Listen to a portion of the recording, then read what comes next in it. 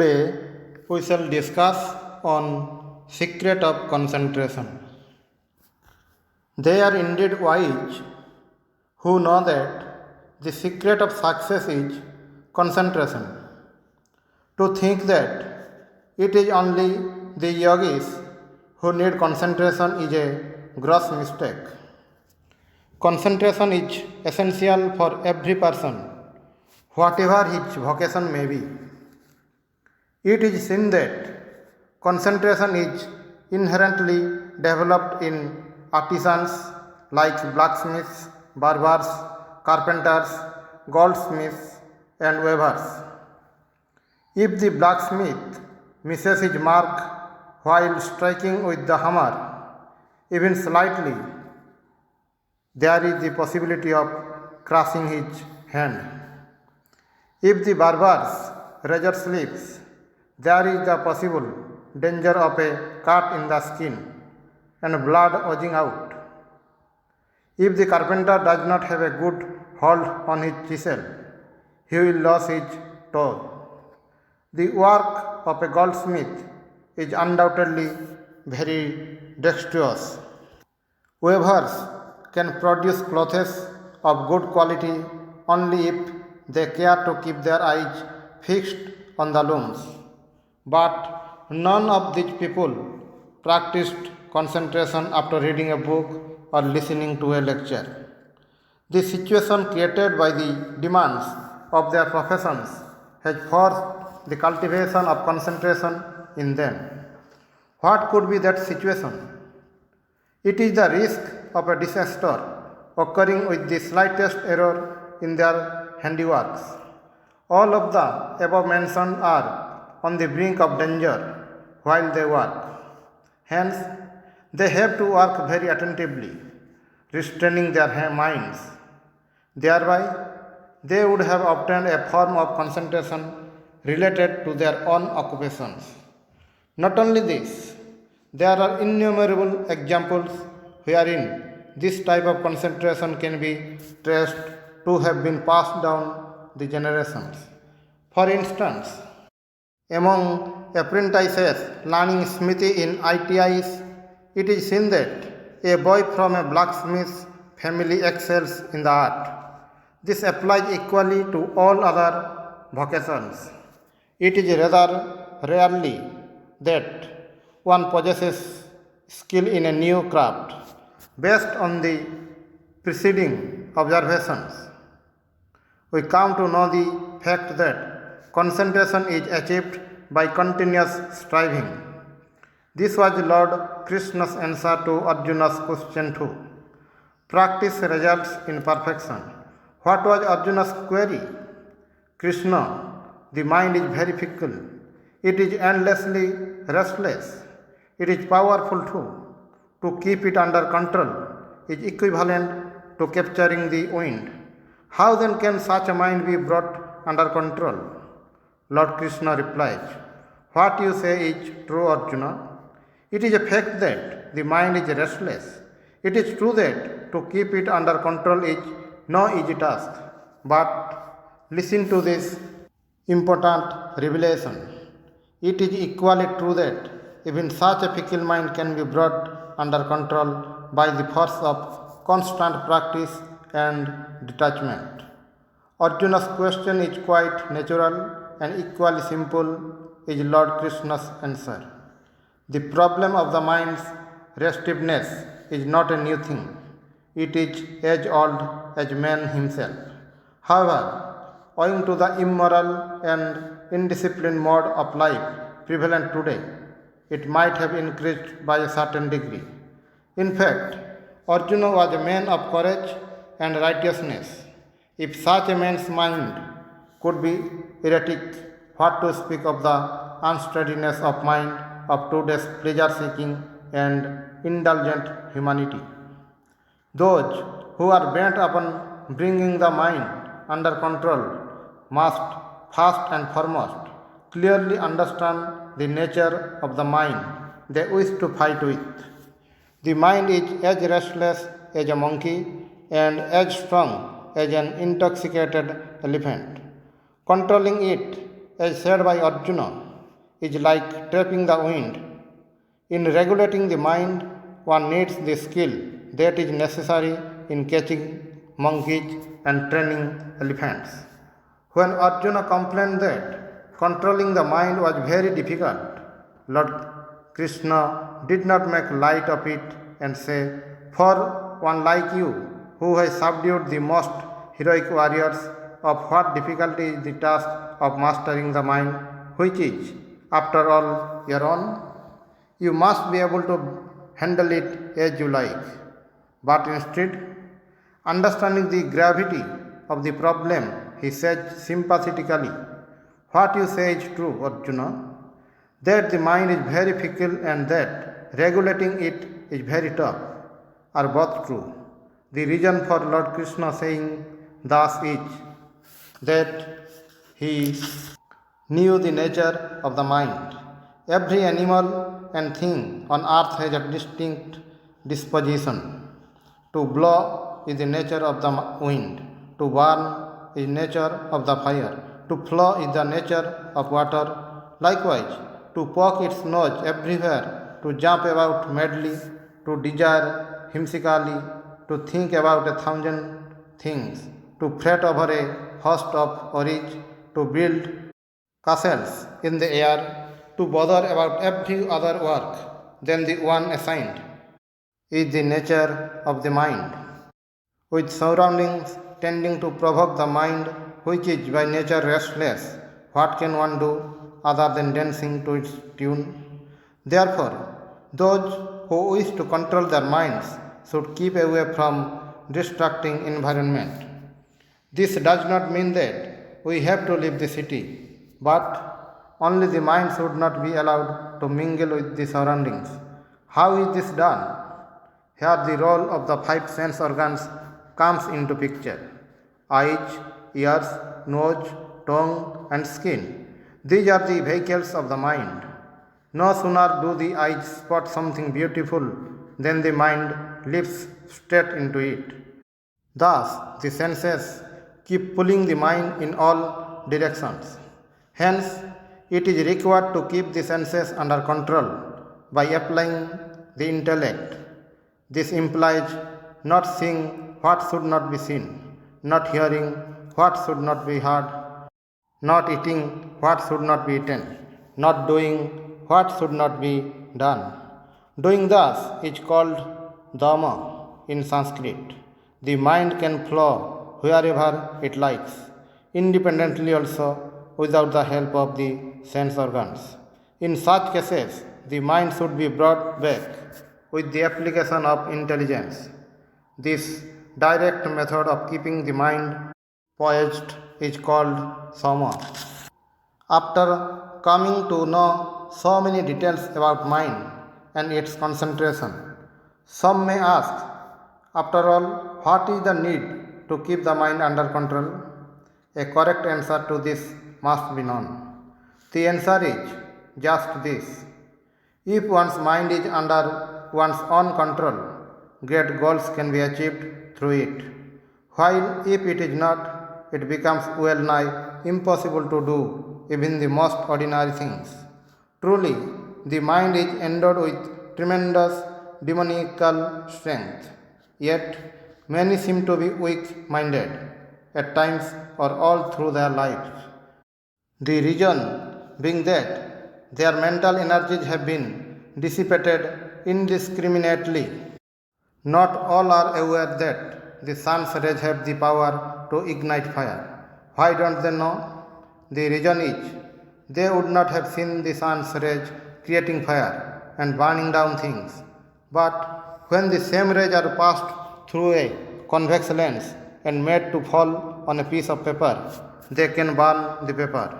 How did the rays acquire this power? It was the result of making them converge and thereby concentrated.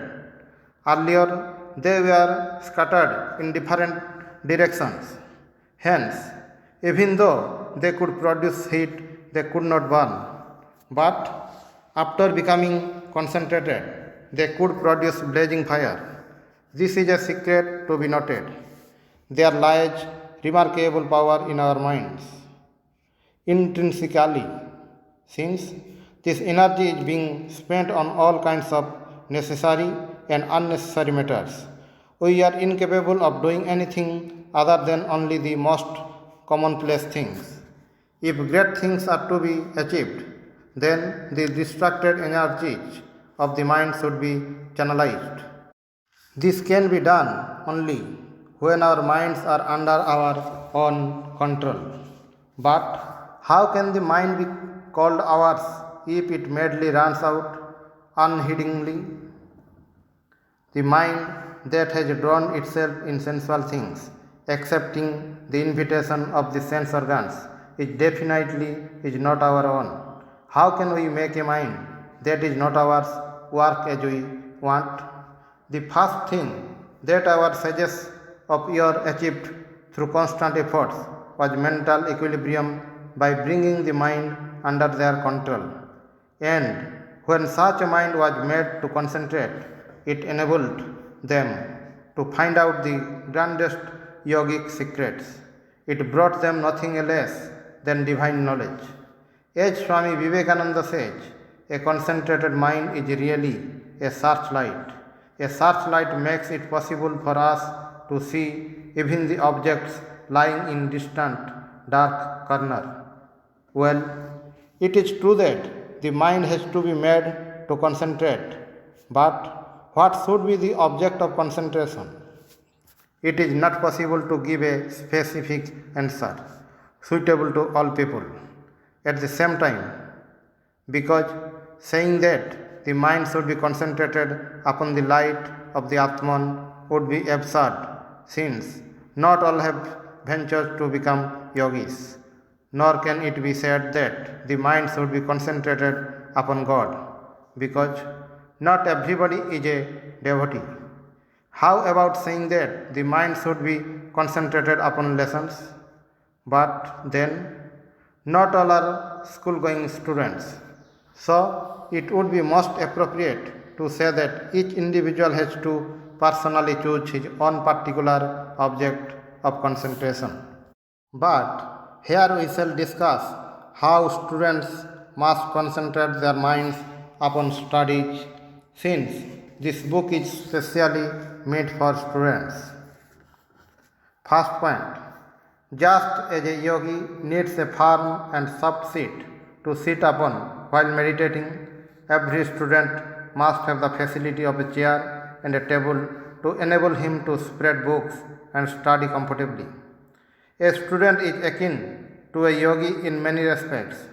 The question, where should the large number of poor students seek tables and chairs, must not be asked here. Or did Sir M. Visvesvarya have a table and chair during his student age?